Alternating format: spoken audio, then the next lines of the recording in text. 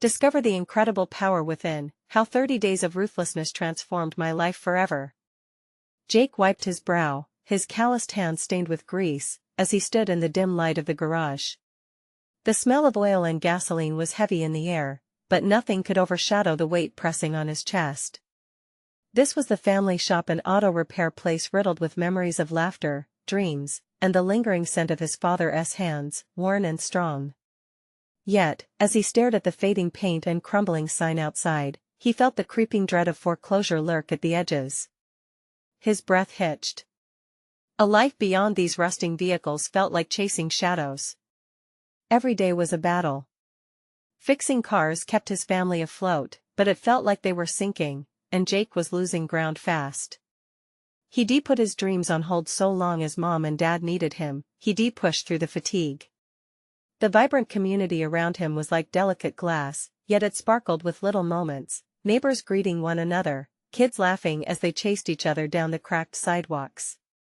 But even that brightness was dimming. News of a corporate buyout was sweeping through town like a wildfire. What would happen to the heart of Eastwood? What would happen to them? Jake clenched his fists. The rally he'd organized felt like his last shot. Townsfolk met at the old park, their faces a tapestry of hope and anxiety. But as he spoke, he saw the familiar glaze of apathy settling over their expressions. His heart sank deeper with each word he uttered. "We can't let them take our home." But only a handful listened. Defeated, he left the park and stumbled back into the garage, feeling the walls close in around him. Before we continue, I need to let you know about something important that's happening. YouTube has been making changes to the system, and many people are losing notifications from channels they follow. If you're enjoying the content, hit that bell and mark all notifications so you don't miss the next videos. And if you can drop a like, it really helps me with reach. Seriously, it makes a difference. Oh, let me know in the comments where you're watching from. I'm always curious to know who's on the other side of the screen. Now let's continue. His soul bared and his spirit frayed, Jake resolved to embark on a 30-day challenge, a journey into ruthlessness, fueled by the raw desire to confront his fears and break the chains of doubt binding him to failure.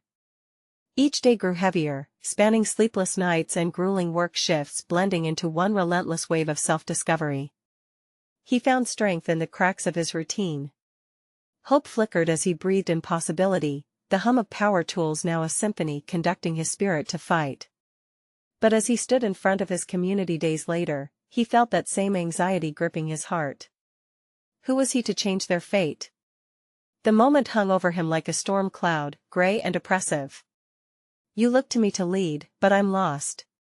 He said these words, and the crowd, filled with familiar faces, watched. The tension was thick as he felt vulnerability surprise against his chest, yet he could sense the stirring of something beyond fear. What if he could transform not just himself, but their collective future? As he gazed into their eyes, the echoes of self-doubt faded, and a spark ignited. Jake stood at the precipice, aware that the choice he was about to make wasn't solely for him but for every hopeful heart he saw reflected in his own. In that moment, he knew their legacy could thrive. Would he dare to leap, to pioneer the path of resilience his town needed? With his heart racing and a charged call on his lips, he understood one bold step could change everything. Each breath carved a fragile beginning, and suddenly, just beyond that night's embrace, the light dawned anew. The sun broke the horizon with a warm glow, spilling onto the streets of Eastwood and brushing the worn pavement with light. Jake could hardly sleep that night, but there was something invigorating about the dawn, reminding him of potential.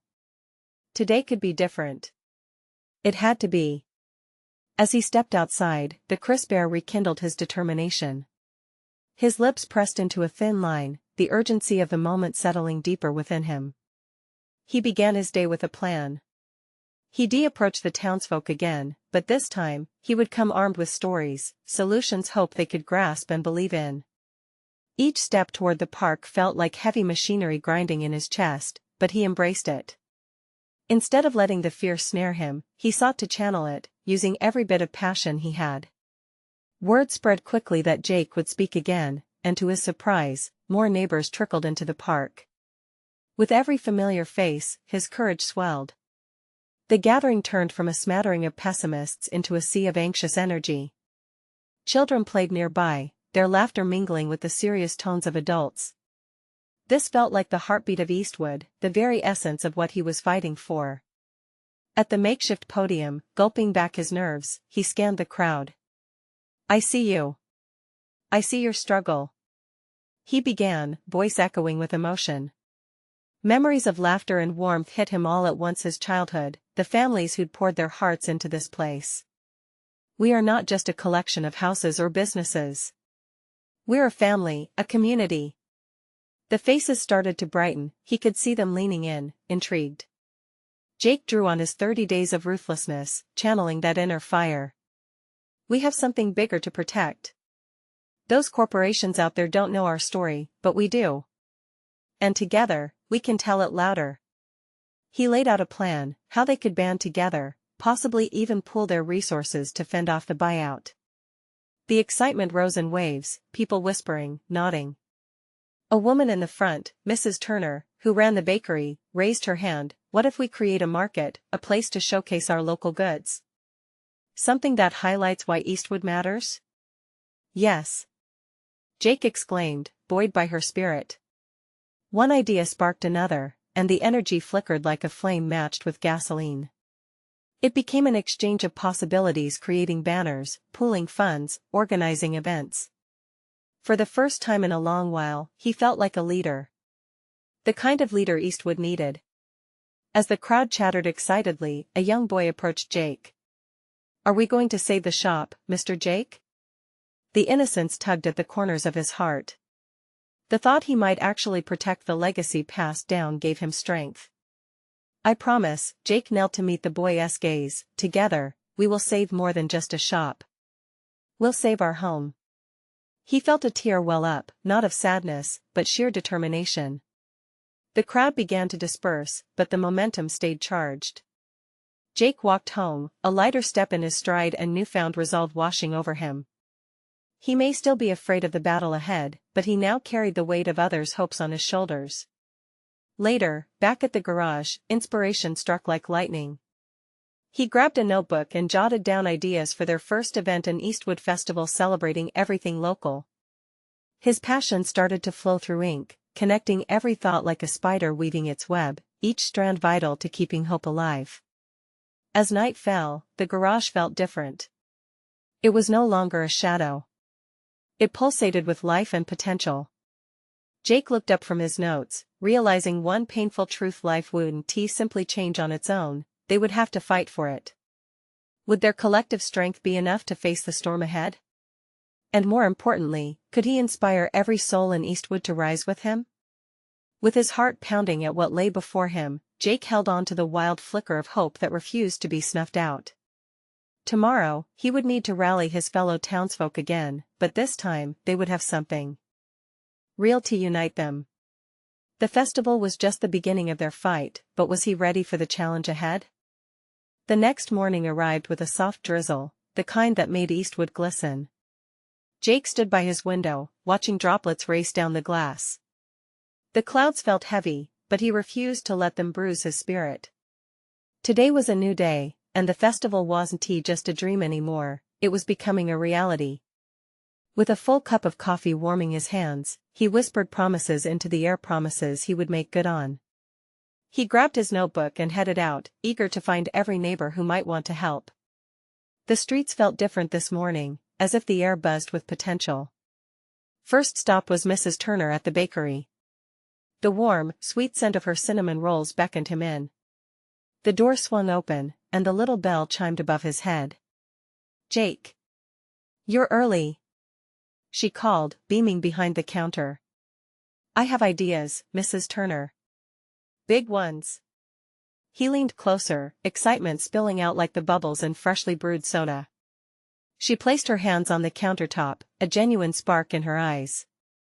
"I'm all ears. What do we need to do?" With the sun timidly peeking through the clouds, Jake laid out his vision. They could create booths selling everything from baked goods to hand-knit scarves, local musicians playing tunes that brought life to the festival. The ideas danced around them, each one igniting flames of enthusiasm. Mrs. Turner nodded, her smile growing wider. And I can provide pastries for the event. We'll make sure everyone leaves with something sweet. Next on his list was Tommy, the owner of the hardware store. The steady thrum of hammers and saws enveloped the shop as Jake entered. You ready to lend a hand? Jake asked, making sure Tommy didn't miss the sparkle of determination in his eyes. Of course. Eastwood deserves this festival more than anyone knows. I can donate some materials for decorations, build stages, whatever you need. Tommy slapped Jake on the back, the warmth radiating through the simple act of camaraderie. With each knock on doors and every conversation, Jake found something extraordinary. People were leaning in. They were ready to listen, to join him, to throw their worries aside for a moment and rally around a shared dream. By late afternoon, Jake sat at a picnic table in the park, scribbling down the names of every volunteer he'd gathered. The sun broke through the overcast sky, bathing the table in a golden glow. Excitement bubbled within him, making his heart race as he glanced at his notes. Can you believe this? He said aloud, half to himself. We're actually doing this. But as he stared at the whirlwind of names and ideas, an ember of doubt flickered within. What if it wasn't enough? What if the festival didn't pull the community together like he hoped? The worry gnawed at him, threatening to shroud the light he felt earlier. The phone in his pocket buzzed, disrupting his spiraling thoughts. It was a message from Lucy, his closest friend. Can we talk? Need your advice. It's important. Jake hesitated, then typed back, meet me at the park in an hour. Maybe she had insights that could help boost his courage or even quell his brewing fears. As he waited, he kept jotting down ideas that emerged from his mind like the small waves against the shore. The festival was more than just a gathering, it was a challenge, a way to show the world they were resolute. When Lucy arrived, her expression unsettled him. There was a seriousness that made his gut tighten. Hey, Jake, I heard some things, she began, her voice low. About the buyout. There's something you need to know. Jake's heart raced, anxiety latching tightly onto his chest. What was she about to say? Would this shake the foundation he'd worked so hard to build? The weight of many questions loomed large in the air, ready to topple the fragile hopes he had spent the day constructing. Tell me, he urged, words escaping barely above a whisper. And as she opened her mouth to answer, the world around them darkened, and a shadow of uncertainty fell over his resolve. What would this revelation change? Jake was about to find out. Lucy took a deep breath, her eyes searching Jake's face for signs of readiness. I heard something about the buyout, she continued, her voice trembling slightly. The developers aren't just interested in the old drive-in or the empty lots. They want the whole town, Jake. They're making offers, and I think people are considering it. The words fell like stones around them, hard and heavy. Jake blinked, his breath catching in his throat. The air felt thick with worry. How could anyone think of selling out?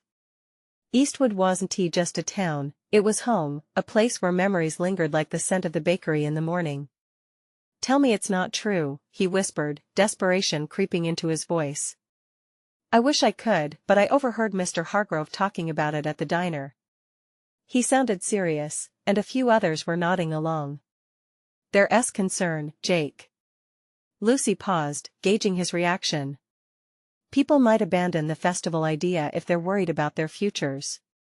It's like they think there's no point in pouring themselves into community events when it could all be gone soon. Jake clenched his fists, a primal urge to fight rising within him. No. They can't just take it away. We won't let them. The determination surging through him blotted out the fear, igniting a fire deep in his belly. But what can we do? Lucy asked, her brows knitting together. It's not just about the festival anymore. It could be about saving Eastwood itself. Jake felt the weight of her words penetrating through his resolve. What if the festival was more than just a celebration? What if it could be a stand against the forces looming over their town? This was bigger than he had ever imagined.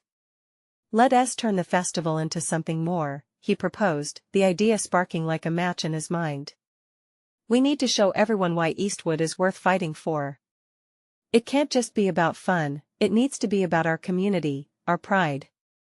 We'll draw everyone in and remind them what this place means to us. Lucy's eyes widened, a hint of the original spark returning to her expression. But how? She asked, the mist of uncertainty starting to lift. People are anxious. We need to show them something they can believe in. We can do it together, Jake said firmly. Let us organize a town meeting, right before the festival. We'll have everyone come together, talk about what's at stake, unite the community. The festival can be our rallying point. A flicker of hope began to dance in Lucy's eyes. If we can get everyone involved, we might really do something. As they plotted out their next steps, enthusiasm fueled their conversation. They could create an atmosphere that inspired solidarity, tapping into the spirit of community that had once flourished in Eastwood. But as they plotted, doubt lingered on the edges. Could a festival truly sway investors? Would people be willing to stand up and fight for their town? The fire in Jake's heart wavered slightly, the reality of their situation settled back in. I just don't want to lose this place, he admitted quietly, staring at the ground, shame creeping in. Lucy put a comforting hand on his shoulder. Who said we have to lose? Sometimes, all it takes is one voice to start a movement. Together, they developed a plan, fueled by hope and a revived energy. But deep within his gut, the niggling worry remained, whispering doubts of whether they could make a real impact. With renewed purpose, they started drafting flyers, reaching out to folks through phone calls and social media, reigniting a fire that had been all but snuffed out. But just as they began to see the light, Lucy's phone rang. She answered, her expression shifting to one of confusion and concern. Wait, what do you mean they're leaving? She replied, her voice shaking. Everyone? Jake's heart dropped. He moved closer, desperate to understand what new challenge was emerging. The bloom of hope seemed ready to wither before their eyes. Who's leaving, Lucy? What happened? And just when he thought the rally of Eastwood was gaining momentum, it appeared another storm was rolling in. One that threatened to drown their efforts before they even began. What did they say, Lucy? What's going on? The answer hung in the balance, just above the desperate silence enveloping them, ready to reveal a darker truth. Lucy's expression twisted in confusion and fear. Jake, it's Mr. Hargrove. He just said on the phone that he and a couple of the council members are planning to leave town by the end of the month. They think it's pointless to fight anymore, they've decided to take the buyout.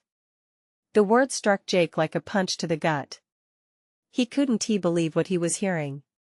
Mr. Hargrove was one of the town's longest-standing pillars, always championing the community. If he was wavering, what hope did they have? No, Jake said, his voice growing heated. He can't just leave like that. He has to stand with us. Lucy lowered her head, taking a deep breath.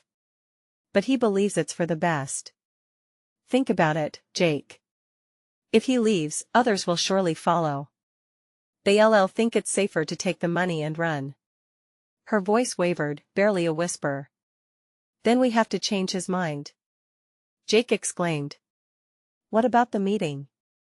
If we can gather everyone, show them that Eastwood is worth fighting for, maybe we can convince Mr. Hargrove and the others to join us.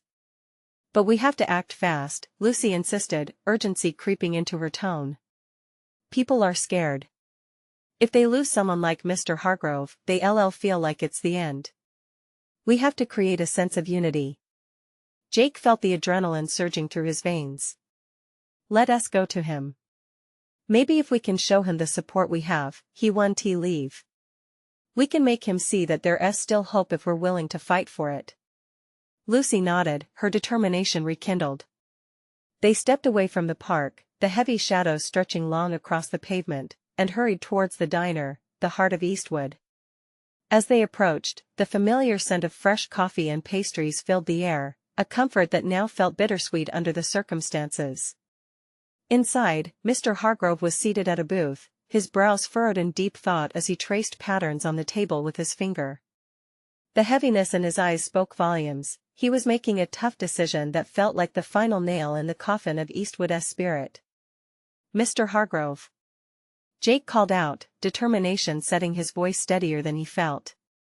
The older man looked up, surprise flickering across his face. "Jake? Lucy?" he replied softly. They slid into the booth across from him, his wariness palpable. "What brings you here?" "We need to talk," Lucy began, her voice steady despite the weight of the moment.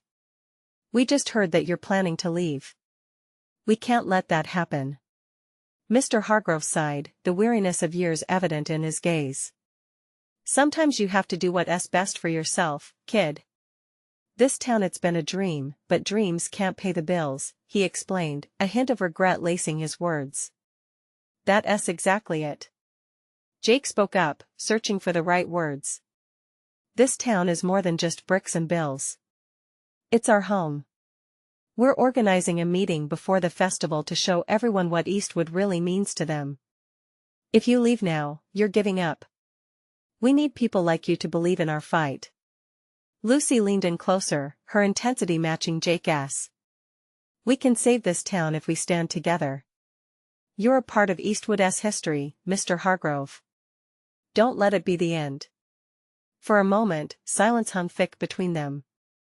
A flicker of uncertainty crossed Mr. Hargrove's face as he contemplated their words. Jake's heart raced, praying for a crack in the armor of his mentor's resolve. But just as hope surged, the diner's door swung open, and in came a commotion that would shake the whole room. A group of people burst through, faces flushed and voices raised, demanding to be heard. "Did you hear?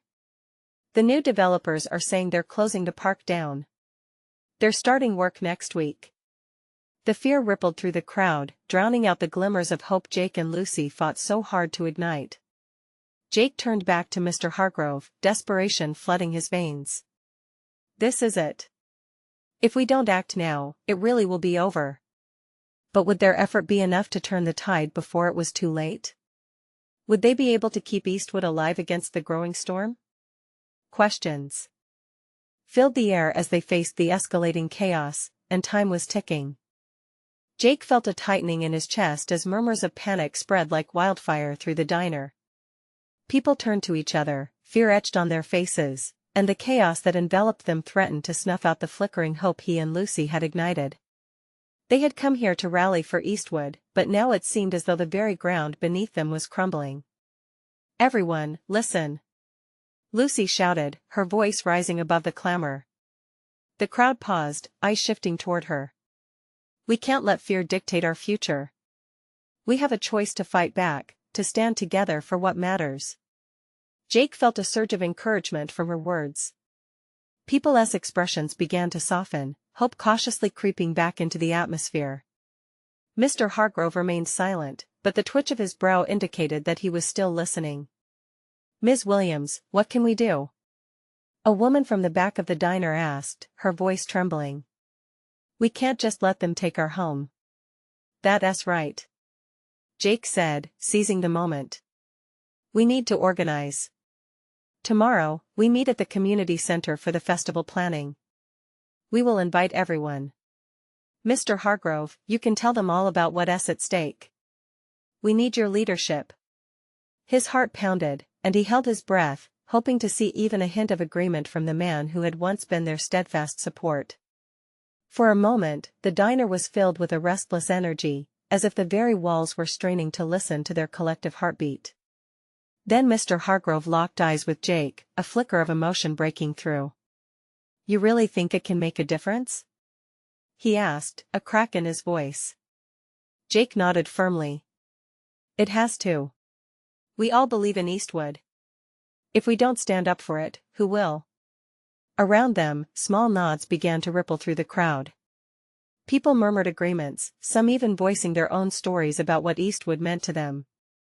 There was a power in their unity, and Jake could feel it swell in the air. Then the door swung open again, and Clara, another council member, rushed in, her face pale. "You want to believe this?" The developers are threatening to tear down the old library too unless we give up the fight. The collective gasp in the diner felt like a physical blow. Jake's heart sank. The library was a treasured part of Eastwood, filled with memories, laughter, and generations of stories. It wasn't just bricks and books, it was a symbol of their community. Mr. Hargrove placed his hands palms down on the table, steadying himself. People, we cannot let this be the final act of our story. He looked around the diner, his gaze landing on each worried face. We've fought too hard. We can push back against this greed. We can remember why we love this town. Encouraged by his renewed resolve, Jake felt hope rise again, buoyed by the palpable determination in the room. Let us make a plan, he said, his voice stronger now. We'll gather signatures for a petition, we'll call local news stations, we'll show them that Eastwood isn't going down without a fight. Let us fight for our home. Someone called out, igniting a cheer that sent ripples through the crowd. But as the cheers erupted, Jake's eyes flicked to Mr. Hargrove, searching for any sign that he was willing to join the cause. His mentor hadn't made a decision yet, and tensions hung thick in the upturned atmosphere. Would Mr. Hargrove lend his voice to fight for Eastwood? Could the community rise against the impending threat together, crafting stories that future generations would tell? And just then, a figure stepped into the doorway, silhouetted against the light. Their confident stance and steady gaze brought all chatter to a halt. Who were they, and what did they know about the fate that loomed over Eastwood? The next moment could change everything. The figure lingered in the doorway, poised and commanding. As the whisper swirled among the gathered crowd, Jake squinted to get a better look. The newcomer took a step forward, the light streaming in from behind highlighting silver streaks in her dark hair. It was Ms. Eldridge, the town historian, known for her fierce love of Eastwood and an unwavering spirit. Ms. Eldridge! Someone exclaimed, relief flooding through the crowd. Sorry to interrupt, but I have news, she said, her voice steady but laced with urgency. I just came from a meeting with some of the council members. They're in discussions to approve the developers' plans by the end of the week. This isn't just a threat anymore, it's a race against time. The murmurs intensified, splitting into fragments of outrage and fear. Eyes darted back to Jake and Lucy, all of them searching for answers, for direction.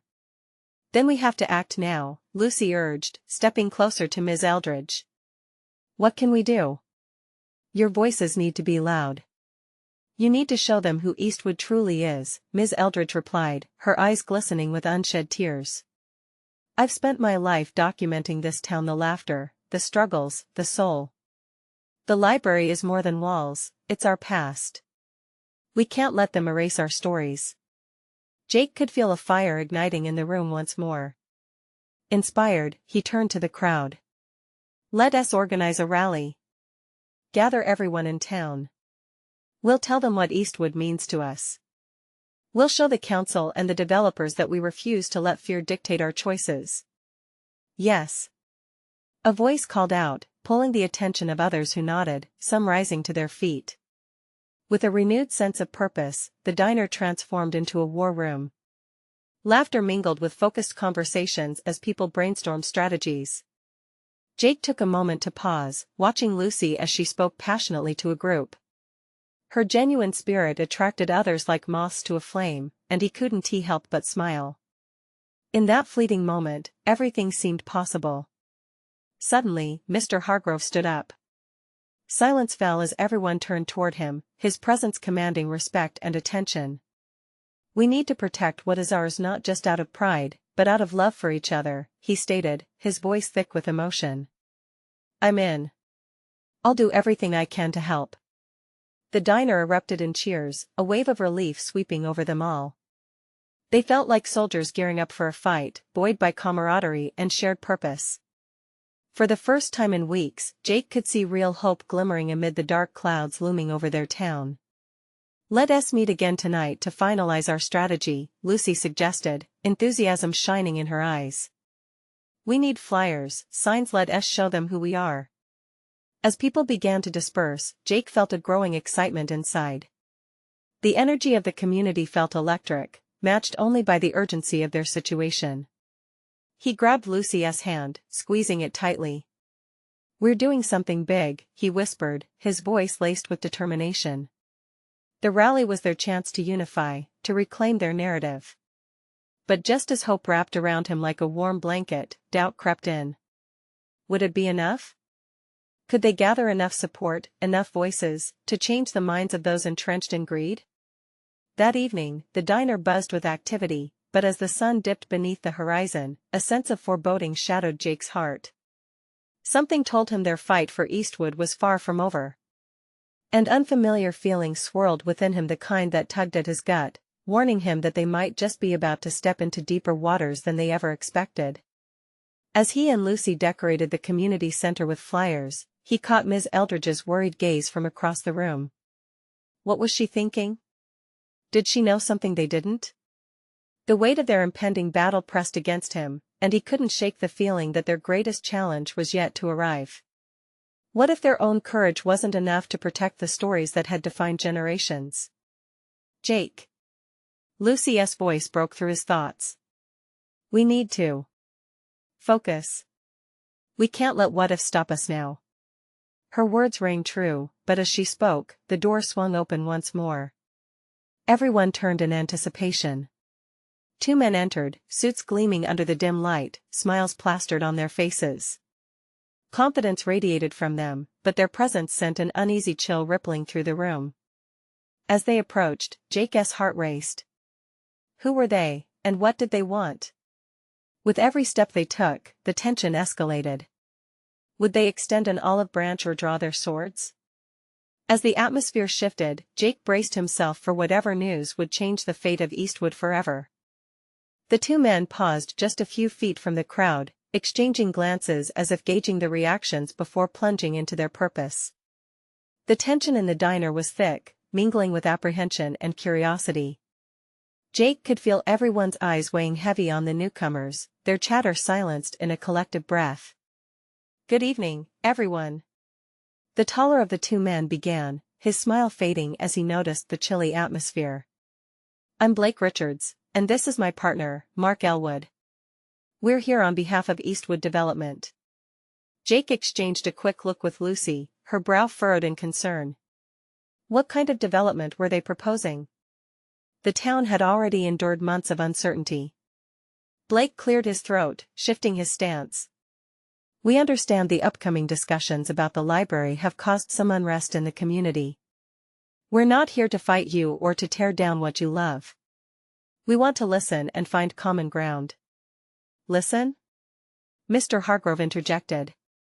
"You think we're going to stand by while you bulldoze our library? This town isn't just a business opportunity." The tension slapped them all in the face as Blake held up his hands defensively. No. That's not our intention." He paused, searching the crowd. "We're facing a lot of pressure to bring in new developments, but we believe Eastwood can grow while still honoring its history." "Sounds like a familiar line," Jake muttered as he clenched his fists. "What do you mean by honoring our history?" Lucy pressed, stepping slightly in front of Jake.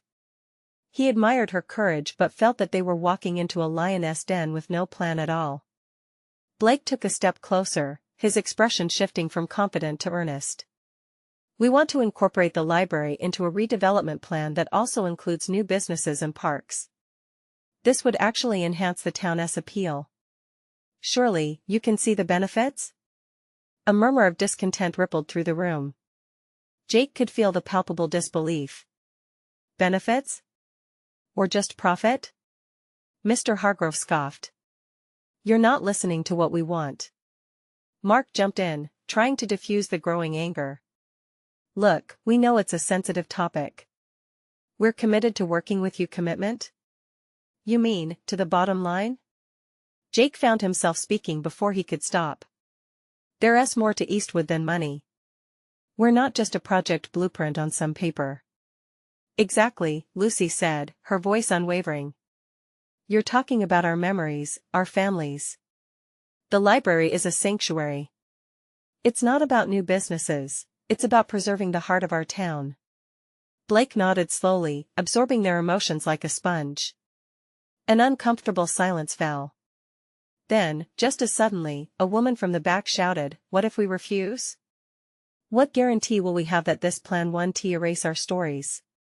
"Nothing is guaranteed," Mark replied, his voice resigned. "But if we work together, we could find a path forward that honors both community and development." Jake's heart raced with frustration and uncertainty. Could they really negotiate with them? Should they be considering any form of compromise at all? As the conversation spiraled into an abyss of conflicting opinions and heightened emotions, Ms. Eldridge stepped forward. "I've spent years collecting the stories of Eastwood. We owe it to our ancestors and future generations to remain unified." Her plea struck a chord. Jake's doubts mingled with the clarity of their mission. They were in this together, standing on their stories. But as the debate reached a fever pitch, Jake caught the expression of the two men again. And there was something in undercurrent they hadn't addressed. A flicker in Blake's eyes, an unspoken tension with Mark. What were they hiding?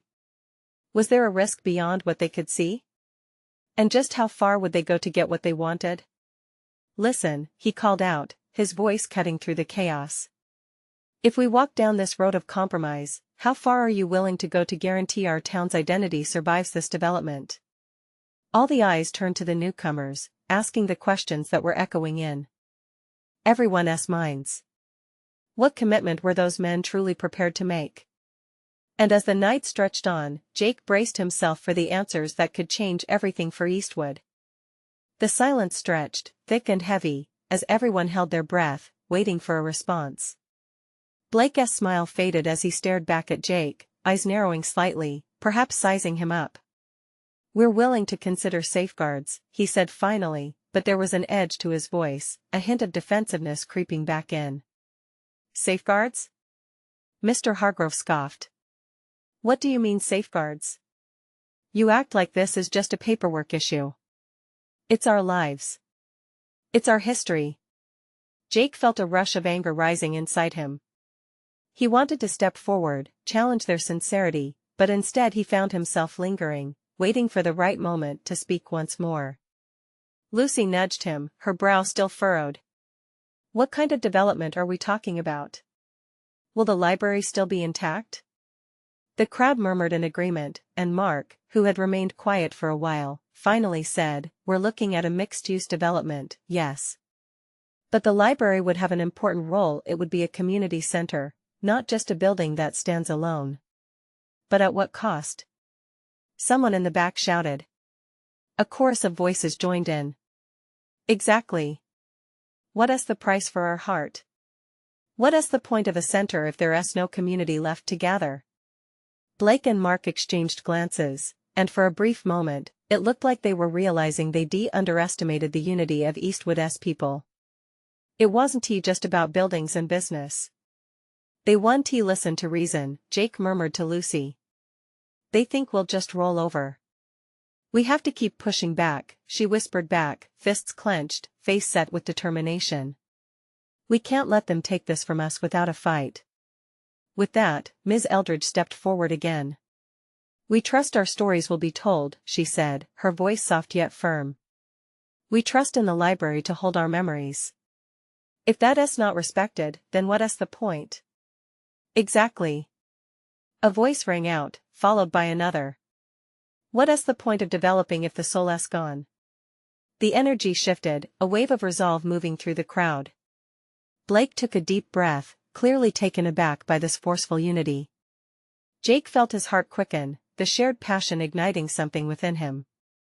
This is what they needed. This was a fight for their identity. "Okay," Blake said slowly, his tone more cautious. "It seems there is a lot at stake here. How about we create a forum, where you can all voice your concerns? We can use your feedback to potentially reshape our plans." A murmur of acknowledgement rolled through the crowd. It wasn't a perfect answer, but it was a step. Jake felt a flicker of hope, maybe they could truly shape the future. But the flicker was short-lived as suspicion crept back in. "And you really believe we can trust you?" Jake called out again, a slew of emotions churning within him. What if this is just smoke and mirrors? A way to pacify us until it's too late. Blake's gaze hardened slightly. It's more than just a business deal for us too. We want this development to be something the community can be proud of. Are you sure about that? Because I can't accept a future that erases the past, Jake retorted, feeling the intensity of the moment swell. Just then, the door swung open, the wind rushing in with a cold gust that matched the chill in the air. A figure stepped through. The diner fell silent again, eyes shifting from the men at the front to the newcomer. It was old Mr. Thompson, infamous for his wide-ranging knowledge of Eastwood's history and just as notorious for his strong opinions. "Hold on," he said, waving a weathered hand. "You think you can just come in here and smooth over our concerns with sweet talk? Let me tell you a story." Jake's heart raced as he glanced at Lucy and the others. Would what Mr. Thompson had to say change everything? Would it finally reveal the truth about the intentions of Eastwood development? He wasn't sure what would happen next, but his instincts told him the night was far from over. Mr. Thompson settled into a visible space in the diner, his presence commanding the room like a storm cloud heavy with thunder. 20 years ago, I stood in this very diner, watching as folks sold their properties for a quick buck, thinking they wouldn't lose much. We were promised development, a revitalized Eastwood. But one by one, businesses closed, and the people turned into ghosts in their own homes. Whispers ran through the crowd, some nodding in shared disbelief. Fear and anger faced off like opposing armies within the diner walls. Those deals, those shiny promises of progress turned this town into a shell of what it once was, Mr. Thompson continued. The pride found in the heart of Eastwood got buried beneath a layer of concrete. Those who had memories, stories, and culture to share? They lost it all. He pointed his finger dramatically, making eye contact with Blake and Mark. You think you can waltz in here and make everything better while erasing who we are? You don't know the blood, sweat, and tears we've poured into this town. A hush fell over the room, the stakes crystallizing with each word. Jake felt every face around him absorbing the truth, their hearts pounding. If business was all these men saw, then they were bound to overlook the very roots that made Eastwood thrive. What do you want from us, old man? Blake retorted, frowning. His confidence began to waver, and Jake seized the moment. Filled with emotion, he addressed the crowd. We must not just defend our town, we must tell our stories. Let our history speak louder than their greed. With every word, he noticed the energy in the room shift. Those around him seemed to glow with determination. We can create a platform for our voices. Together, we are a force. A show of resistance that no developer can ignore. Applause erupted, and the enthusiasm became contagious. Lucy exchanged a bright smile with Jake, and he felt the current surge through them, as the diner's walls resonated with a growing collective desire to fight for what mattered. In the next few days, we will hand out flyers, gather signatures, and hold rallies. We'll showcase why Eastwood is worth standing up for. Lucy added, her own voice strong and unwavering. These efforts will remind us all why we came together as a community in the first place. Blake straightened, composing himself. You really think you can make a difference? There are regulations. We don't care about your regulations. Someone shouted from the back, their voice carrying waves of outrage. What matters is our home. And we will not let you erase it from existence. Another echoed. Jake took a deep breath, harnessing the whirlwind of emotions cascading through him. If you're really interested in listening, let us give you a chance to understand us. We'll prepare questions for dialogue. But don't think for 1 second we'll back down. Eastwood was built by the people, for the people, and we won't allow you to take that legacy away from us. Blake looked grim, but under that veneer of professionalism, Jake saw hints of uncertainty. Mark exchanged a concerned glance with him, though he still held his stoic expression. If you want us to listen and engage, Blake said slowly, you'll need to back it up with the community's commitment. Public meetings, town forums. We would want the truth, not just a side of this story. Then let us do that. Jake urged, determination visible in his eyes. That's the plan. We'll put our hearts on the line, because Eastwood is worth every ounce of our passion. Let our people speak." With that, a wave of agreement cascaded through the crowd. People began to ripple and rise, excited chatter enveloping the diner, plans emerging like a chorus of hope. In that moment, Jake felt lighter, unaware that the coming days would test the very foundation of their commitment and dedication to each other and their town. Would they be able to stitch their stories together and rise against the impending storm? Would they collectively claim their identity, carving out a future where their history flourished rather than faded? As he enveloped Lucy in a spontaneous hug, her warmth grounded him. "We're really doing this," she said, tears glistening in her eyes. "Yes," Jake replied, a model of conviction flooding through him. "Together." But just then the door swung open again, a sharp gust of wind dancing into the diner. In walked dozens of familiar faces, friends, families, and neighbors who had heard the commotion and felt the call to action. The spark ignited. They emerged not just as individuals but as a powerful collective force, ready to reclaim Eastwood's heart and soul. A rallying cry arose, echoing into the night, "We are Eastwood. We will not be silenced." Through each voice, the essence of community shone brightly, ready to pave the way for a fight worth taking. As the din erupted with energy, together they stepped into a fierce new chapter of their lives, hands poised to draw the lines and create the narrative they were determined to own. And for the first time in a long while, hope felt tangible, like the warmth of a shared embrace. Jake understood then, their stories could not just reclaim their town, but inspire every corner of Eastwood to blossom. It was no longer just about fighting against the buyout, it was about embracing everything Eastwood had ever stood for. As the night deepened, a sense of peace settled in like a promise of dawn. Now, it's your turn to reclaim your voice. Subscribe immediately to the channel to not miss the next exclusive stories. Leave a like now to feed the algorithm and amplify these voices. Comment your reactions and feelings about this powerful ending. Share instantly this video with at least 5 friends who need to see this transformation. This is the moment to show your support. Don't wait not even one more second to share this journey. Your engagement truly shapes our community, and only true fans understand its importance.